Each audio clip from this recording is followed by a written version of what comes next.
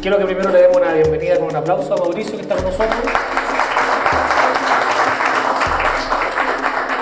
Contar un par de cosas, creo que es importante que también conozcamos algo de Mauricio. Mauricio es periodista titulado a la Universidad de Chile, una exitosa carrera él ha tenido en los medios de comunicación. El año 2015 obtuvo el premio LASA Media Award, justamente por su aporte en el debate sobre la América Latina, en el continente. Varios de los artículos y los trabajos de Mauricio han sido publicados en los diarios más prestigiosos de nuestra lengua, como el diario El País, el diario El Mundo, ambos de España, también el diario Clarín de Argentina, el Universal de México, en Alemania también el Die Welt, también ha sido algunos de sus trabajos publicados. Así que realmente estamos en presencia de un periodista muy destacado. En 2011 también él formó y ahora preside la Unión Sudamericana de Corresponsales, ¿cierto?, de Latinoamérica. Es autor de otro libro, un segundo libro, el primer libro en realidad, Asociación Ilícita, Los Archivos Secretos de la Dictadura. Fue corresponsal de la DPA, también yo en esa época lo conocí, por otras razones no hemos juntado la vida, pero no viene al caso ahora contar que nuestros hijos están estudiando en el mismo colegio. Y bueno, Mauricio, para nosotros es un orgullo que tú estés con nosotros porque realmente, y yo creo que sin ninguna duda, el Milico Gate es uno de los grandes temas del año, definitivamente, y probablemente del último lustro incluso. Probablemente sea el gran tema periodístico, de investigación periodística, que ha sido ya motivo de muchos titulares y ya todo el resto de los medios de comunicación están a caballo. Así que la idea es que Mauricio converse con nosotros, nos cuente algunas cosas respecto de su método de trabajo, respecto de lo que significa el periodismo de investigación y obviamente profundizar un poco en este tema que tan apasionante es por todos los, ¿cómo decirlo?, todos estos detalles cabrosos que tiene tanto dinero sin ningún control y que algún cabo haya gastado más de 2.000 millones de pesos en el casino, ya con el dinero del cobre y gastos reservados del cobre, sin ninguna duda que ya es un tema como apasionante para leerlo, para escucharlo y para saber cómo es que se logra llegar a ese nivel de detalle, a ese nivel de documentación y también obtener en un medio tan difícil, y yo creo que esto es importante que nosotros lo reflexionemos también, en un mundo militar en el cual los valores como la lealtad, la jerarquía, la obediencia y el honor son sustantivos, digamos. No se entiende el ejército sin estos valores, sin embargo, hay toda una cadena de responsabilidades que han atentado contra esto, al punto que Mauricio lanzó su libro la semana pasada y se llama Traición a la Patria. Tal vez el antivalor para el mundo militar representado en esa palabra que es la traición. Así que Mauricio, bueno, eres tú el que tiene que hablar, así que bienvenido nuevamente y te escucha toda esta concurrida. Bueno, para partir conversando, quizás hacer dos reflexiones. Quizás voy a tratar de estructurarme en 2-3 temas. Primer tema, brevemente, cuáles creo que son los desafíos del periodismo y cómo desde ahí se organiza el periodismo de investigación. Segundo tema, quizás contar un poco cómo fue toda esta investigación, que era básicamente con solamente documentos secretos, fuentes anónimas, etc. Y tercer tema es quizá hablar algo que se habla poco, que son los contextos judicial y político que tienen que enfrentar este tipo de investigaciones, ¿correcto? Lo primero, yo creo que cuando hablamos de periodismo y hablamos de periodismo de investigación, es súper importante entender qué significa periodismo hoy, ¿ya? El periodismo cuando recién nace, no quiero hacer una larga explicación, pero cuando recién nace eran siempre en gacetas mercantiles que informaban las horas de entrada y salida de los barcos, los puertos, ¿ya? Pero hoy día, con el tiempo, se transformó en un periodismo ilustrado que decía qué es lo que era bueno, qué es lo que era malo, con filosofía, Bilbao, etc. Después en un periodismo que es bastante industrial, ¿no? Y hay un cierto esquema, las 6 preguntas que tenían que estar en el lead, etc. Y que básicamente se trataba de informar y ser objetivo, ¿ya? Pero ¿qué sentido tiene el periodismo hoy cuando tú te metes a las redes, a YouTube, a lo que sea, y te informas de lo que está pasando en la Plaza Tarit en un segundo, antes que te lo informen los medios, ¿correcto? Y yo creo que, y ahí parto, que el gran desafío hoy del periodismo es ser capaz de contar el contexto de las historias. Y no solo contar aquellas historias que no están en las redes, sino que también, algo muy importante, contar el futuro.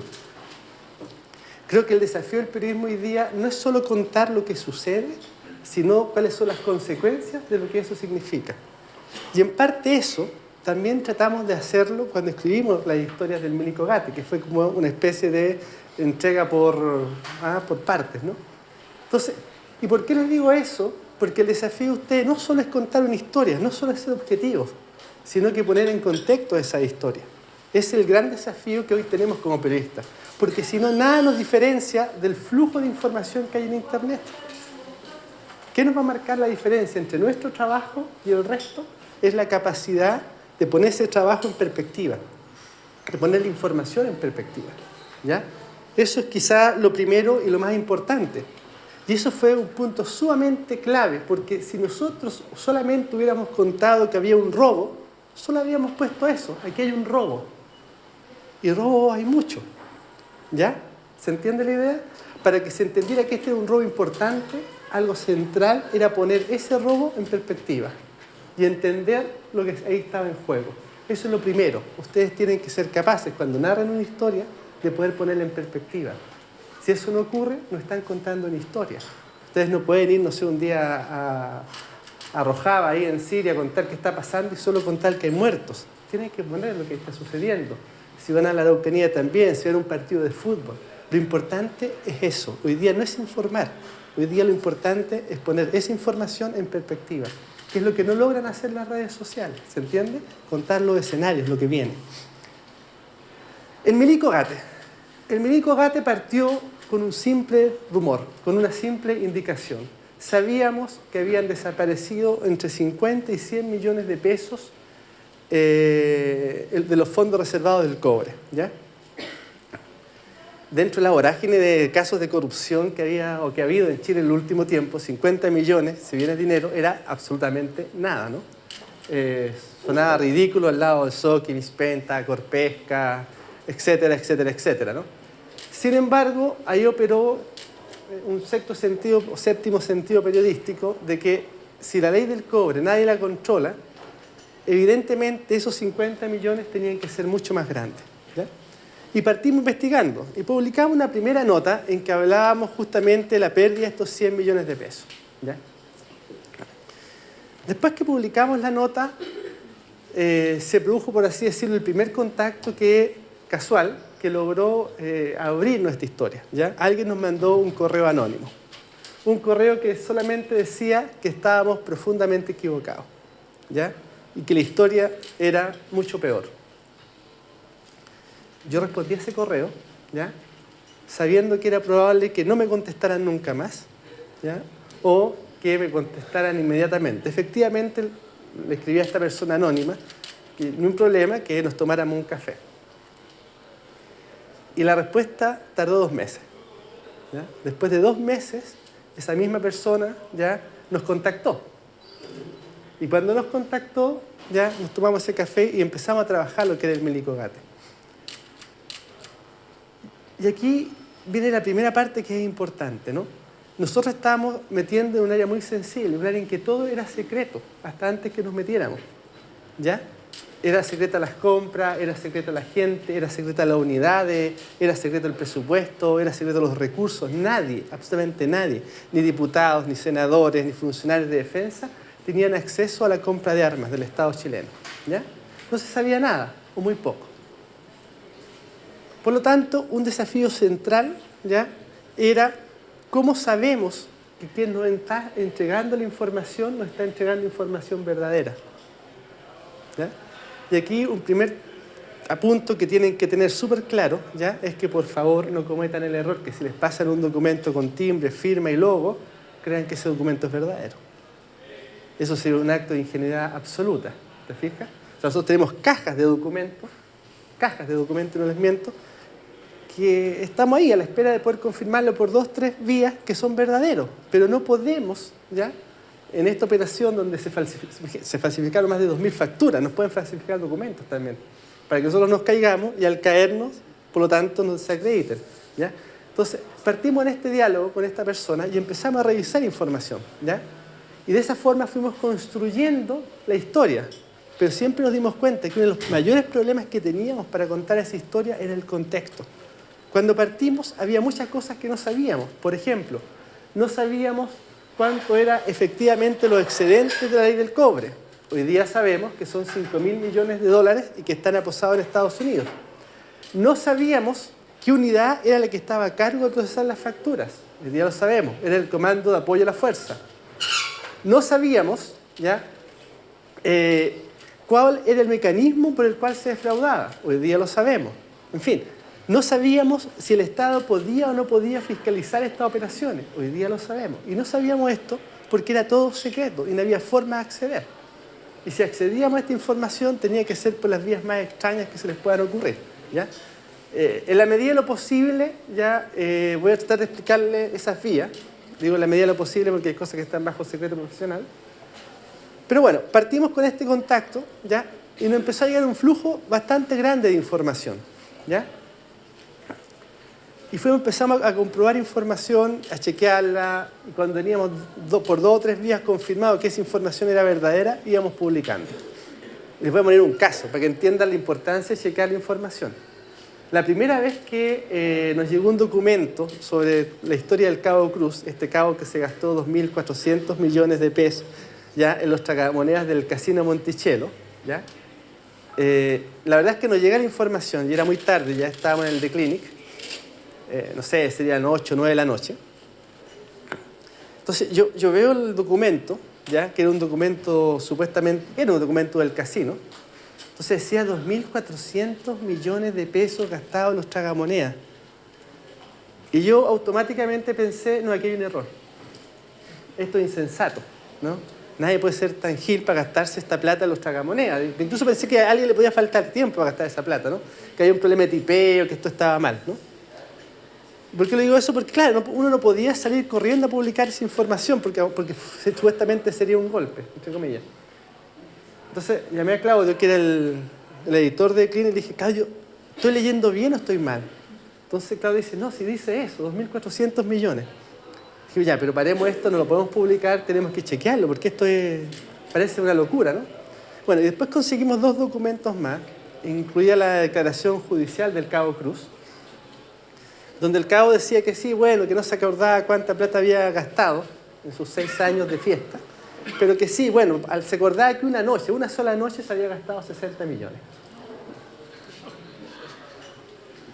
Y ponía una frase que era maravillosa periodísticamente hablando, ¿no? Que era, le perdí el sentido al dinero. O sea, en algún minuto el dinero dejó de tenerle sentido. Si gastaba 100, 20, 30, 40 millones, le daba lo mismo, ¿ya? Y eso lo dice judicialmente. Pero, ¿qué les quiero decir con esta historia? No porque tengan un supuesto golpe salgan corriendo a publicarlo, ¿ya? Tienen que chequear todo varias veces, ¿no?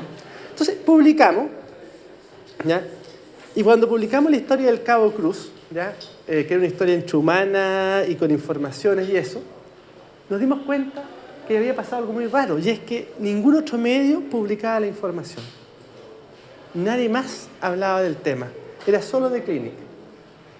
Ni la televisión, ni la radio, ni la prensa escrita, nadie hablaba del Milicogate. Por lo tanto, nos pareció rarísimo. Siempre preguntan por qué pasó eso, qué crees, qué sé yo. Yo digo, no tengo ninguna explicación razonable para eso. Pregúntenle a los que no lo publicaron, pero yo no tengo ninguna explicación razonable para eso. Y todas las que me puedan dar, yo digo, sí, todas pueden ser. Lo importante, creo que ahí tomamos una decisión sumamente importante. Como nos dimos cuenta que nadie más estaba publicando esta historia, que solo nosotros estábamos dispuestos a publicarla, el tema de la corrupción militar, entonces decidimos publicarla como una novela por entrega. ¿Se fijan? Y si ustedes leen los reportajes, se meten en Milicogate y van al The Clinic, ¿ya?, lo que van a encontrar es 7 u 8 reportajes grandes, largos, ¿ya?, entre agosto y diciembre del año 2015, en que básicamente tomamos un tema y lo publicamos. Y publicábamos una gran historia y poníamos en contexto esa gran historia. ¿Te fijas? Pero como si fuera una novela por entrega, ¿no?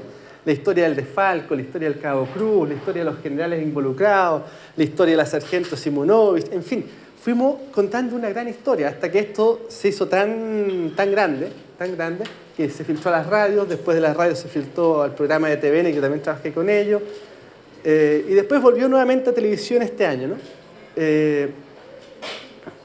Entonces, ese fue un segundo aspecto que es importante, ¿ya? Y es que cuando haces investigación periodística, no te olvides que lo más importante es contar una buena historia. Y ojalá bien escrita. O bien producida audiovisualmente, ¿no? Pero lo central es contar una muy buena historia, que esté muy respaldada. Y lo otro que es central, por favor, nunca usen off the record. Si ustedes revisan todos los artículos o revisan el libro, no van a encontrar un off the record. Y eso tenía muchas razones. Una, yo no creo en el off the record. Cuando tú tienes off the record, generalmente lo que haces es que te prestas para que otro te utilice, ¿no? Fuentes de La Moneda dijeron que la presidenta estaba alcoholizada. No hay ni un documento, pero el mostrador tituló con esa noticia en primera. A mí me parece absolutamente falto de ética, no porque me interese defender a la presidenta, sino que si tú acusas a una autoridad de alcoholismo, tienes que tener al menos un documento, una fotografía o un video que lo pruebe. ¿Te fijas? Lo otro es irresponsabilidad total. Ahora, como estábamos en un área tan sensible, esa decisión de jamás usar off the record o fuentes bien informadas era algo infranqueable, ¿ya? O sea, jamás podíamos poner un off the record, jamás una fuente bien informada, nada, absolutamente nada, ¿ya? Dudábamos incluso de los documentos supuestamente oficiales que nos pasaban. E insisto, tenemos un par de cajas de documentos, ¿ya? Que involucran a un montón de gente, pero los tenemos guardados y no los vamos a usar hasta el día en que no sepamos que esos documentos son verdaderos y por varias fuentes. Una pregunta, ¿cómo llegó a esos documentos? Porque usted de alguna forma dice ya, no hay que usar off the record y ese tipo de cosas, pero sus documentos son súper difíciles de obtener. Entonces, vamos para allá. Hay varias formas de obtener documentos. Un poco ahora vamos a la parte de cómo trabajamos. Primero que nada es utilizar todas las herramientas disponibles al alcance tuyo. Primera herramienta, la fuente anónima. Y ahí tienes que ser súper cuidadoso con la fuente anónima, ¿ya?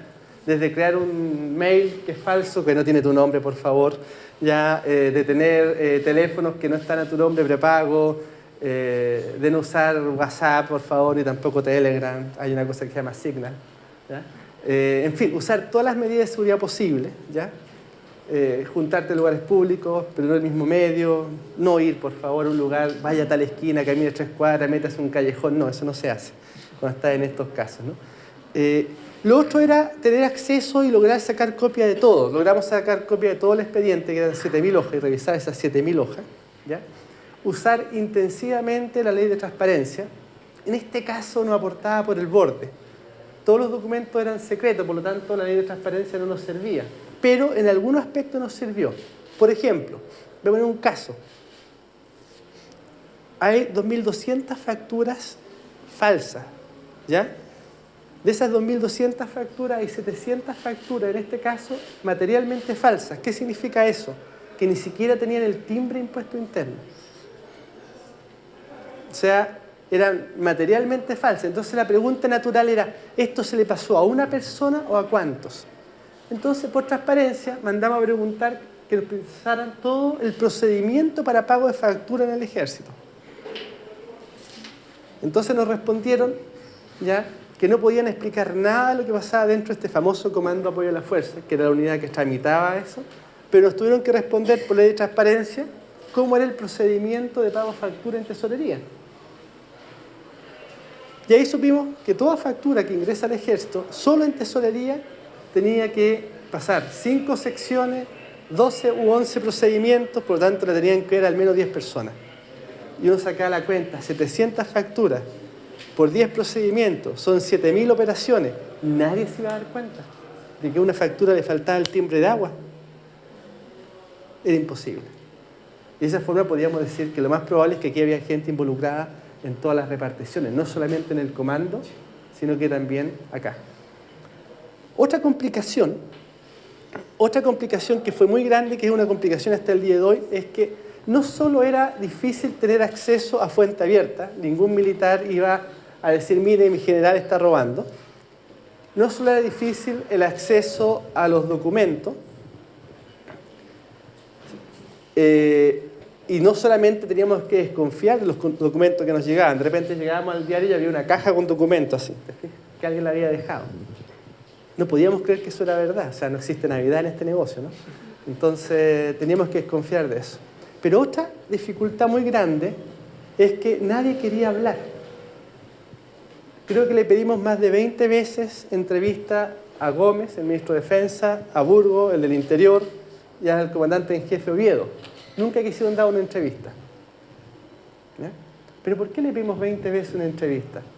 Se la pedimos 20 veces, la entrevista, ¿ya? Para que era constancia, que no querían hablar de estos temas. Y de esa forma nosotros podíamos poner la nota que no querían hablar de esos temas. Por ejemplo, a Burgos le dijimos que ok, que si no nos quería dar una entrevista, que al menos nos respondiera 2 preguntas. Solo 2 preguntas por escrito, ¿ya? La primera pregunta era, ¿cuándo le avisó la presidenta? La segunda pregunta era, ¿hubo desvío de estos fondos a campañas políticas? Y no quiso responder. Por lo tanto, nosotros podíamos poner la nota que le preguntamos esto y que él se negó a responder. ¿No? ¿Se entiende cuál es el sentido de preguntar reiteradamente, aunque sepas que no te van a responder? Bueno, ese es el sentido, que tú vas dejando constancia de tu trabajo, ¿ya? Después de eso, otro aspecto que creo que es importante es que algo que era tremendamente importante es que teníamos que ir a todas las fuentes, ¿ya? Cuando trabajen, nunca piensen que hay una persona que no les va a responder, ¿ya? Sino que es probable que el tipo a veces que menos crean ustedes que le va a dar una entrevista se las dé, ¿ya? Por personalidad, por estructura, por lo que sea, ¿ya? Yo siempre pensé que César Fuente, que era uno de los principales proveedores, era el que menos iba a hablar con nosotros. Y a la larga es uno de los con que más he hablado, ¿ya? Y que me ha permitido conocer más de esta operación. Me ha explicado qué pasó en Haití, en Timor Oriental, acá, qué pasó en el terremoto, cómo empezó esto, etcétera, ¿no? Entonces, algo que es sumamente importante, cuando se pongan a trabajar en esto, llamen a todos los involucrados, ¿ya? Tienen que pensar algo que es súper importante. No importa lo bien que lo hagas, no importa lo mucho que te esfuerces, siempre te vas a equivocar. Nosotros nos equivocamos, ¿ya? Obviamente que no íbamos a equivocar, si somos seres humanos, nos podemos equivocar, ¿ya? Sacamos conclusiones erradas, apostamos a la investigación que no correspondía, nos demoramos en llegar a otros temas, pero en fin, al inicio, insisto, era algo, una majamama a la cual no teníamos idea. Llamen siempre a todas las fuentes, sean cuidadosos con ese llamado, ¿ya? Y lo otro que es importante, yo les diría, en esto, es algo que es difícil de explicarlo, que te lo da el tiempo, pero tienen que tener una estrategia de investigación. No solo se trata de investigar y de preguntar, sino de tener una estrategia. Esto es un ajedrez. En un tema así de complejo, esto es un ajedrez, ¿ya? Tienes que ir moviendo las piezas de a poco, ¿ya? Tienes que ir actuando de a poco, tienes que tener un plan de trabajo. No se trata solo de tomar una noticia y escribirla, hay que crear un plan de trabajo. Nosotros teníamos un plan de trabajo y todavía lo tenemos, ¿ya? ¿Por qué? Porque sabíamos que lo que estábamos enfrentando era muy complejo. Y voy a contar solo 2 hechos. ¿Ah? En The Clinic no es que sea... Es un diario que se ha enfocado hacia la investigación sin perder su alma, que es el humor político. Pero nunca hubo en The Clinic una especie de paranoia, de agentes secretos, ni nada de eso, ¿no? Siempre era bastante todo relajado en ese plano. No obstante, en diciembre, en una noche de lluvia, ¿ya? Un día sábado, alguien robó todos los computadores del The Clinic. Todos los computadores. Entonces, como dice el Pato Fernández, que es el director del diario, ¿ya? Hay algunos que sospechan que esto puede ser una operación de equipos de inteligencia, ¿ya? Nosotros no tenemos ningún antecedente para afirmar eso y no tenemos por qué restarle mérito a los buenos ladrones chilenos tampoco, ¿ya? Pero son cosas que suceden y que te van mostrando la importancia de tomar resguardos, ¿no? El resguardo después de eso fue poner candados, chapas, una cámara de seguridad, en fin. Lo que quiero decirles es, no sean ingenuos con esa información, ¿ya? Cuando yo empecé a trabajar con TVN en Informe Especial ahora con Pablo y con la Danae, les dije lo mismo, tengamos cuidado, estaba investigando otros temas, estaba investigando el tema Fuente Alba. Entonces me dijeron, no nos va a pasar nada. A la semana les hackearon el computador a 2 colegas. La pantalla se fue a blanco y dijo descarga remota completada. Estos temas son jodidos y esto también, hay todo un mundo afuera que es el mundo de la seguridad para estos temas, o sea, Wikileaks y todo eso no se hace trabajando como trabajas normalmente con un computador y un IP reconocible y eso, ¿ya? Tú tienes un computador aparte que nunca lo conecta a internet, que le pones un pendrive pero que ese pendrive nunca vuelve, en fin, hay normas para esto, ¿ya? Lo que le quiero decir es que si se van a meter esos temas, también el tema de seguridad informática tienen que tomarlo en cuenta. Hay dos caminos, ¿ya? Uno es que te conviertes en una especie de periodista hacker, ¿eh? Y fanático de la seguridad y te enloquece, y sale la paranoia, ¿ya? Y la otra opción es que lo tienes todo arriba de la mesa, o casi todo, ¿ya? Y tienes que jugar también con eso. Ahí también hay estrategia, ¿no? Yo a veces le mandaba un mensaje sabiendo que me estaban hackeando, le mandaba un mensaje a un colega, oye, me reuní con tal general, nos contó todo, era mentira, no importa. Era para que a ese pobre después se lo jodieran, pero bueno. Lo que les quiero decir es que en esta área de negocio, que es el tema del periodismo de investigación, tienen que ser mucho, pero mucho más cuidadosos con esos temas, ¿ya? Luego, ¿cuáles son las otras preocupaciones que ustedes tienen que tener? Esto va a tener consecuencias legales. Cuando te metes en los pies de los caballos, van a intentar arrastrarte a tribunales, ¿ya? Por lo tanto, tienes que ser muy cuidadoso en lo que dices. A mí me ha tocado que dar muchas entrevistas y ya tengo el cassette aprendido, ¿ya? Si me preguntan qué pasa con Fuente Alba, qué pasa con Milico Gay, qué pasa con esto, y mi respuesta está súper planificada. Porque tengo claro que si me equivoco en una vez, me joden. ¿Te fijas? Tienes que ser muy cuidadoso con eso. Por eso también en este tipo de temas el off the record no existe. Insisto con eso, no existe. O sea, tú puedes tener conversaciones off the record, pero no son para publicarlas, es para información, es para tu background. Pero no pongas nunca fuentes bien informadas, dijeron, ¿ya? Porque cuando, insisto, a mí me carga cómo funciona el mostrador, porque no tiene excelentes periodistas, están desaprovechados, gente fantástica, pero no puedes hacer noticias sin una fuente abierta, sin una voz real. No puedes construir una noticia entera sin alguien que se haga responsable, ¿ya? Sigamos. Entonces, teníamos que en algún minuto esto empezó a salir a la radio, a la televisión, y se vino una reacción de vuelta. Primera reacción, robo de computadores. Segunda reacción, nos empezamos a dar cuenta que había gente que aparecía mucho en nuestras caminatas, la misma gente, ¿no? Que era como si alguien nos estuviera siguiendo, ¿no? Bueno, no les voy a contar historias, pero hay un par de veces en que nos juntamos con alguna fuente y había un tipo que se sentaba al lado y se ponía a mirarnos así, en fin, ¿ya? Lo único que podíamos hacer era sacarle fotos. Te fijas que la persona se iba. Pero ese tipo de situaciones les van a suceder y no es que uno sea paranoico, ni que viva en otro mundo paralelo, ni eso, sino son situaciones que pasan cuando te metes en este tipo de temas. ¿Qué más les puedo contar?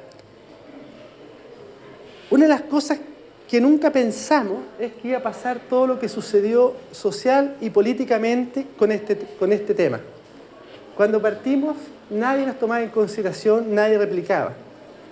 Pero al correr del tiempo pasaron varias cosas. Primero, se creó una comisión investigadora en la Cámara de Diputados. Algo que en principio los diputados no querían hacer. Segundo, fueron procesados oficiales.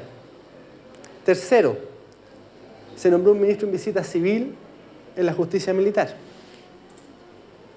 Cuarto, se abrió una investigación contra un ex comandante en jefe del ejército, algo que casi nunca ocurrió en la historia de Chile. Quinto, la ley reservada del cobre es hoy pública. Después de 60 años, esa ley es pública.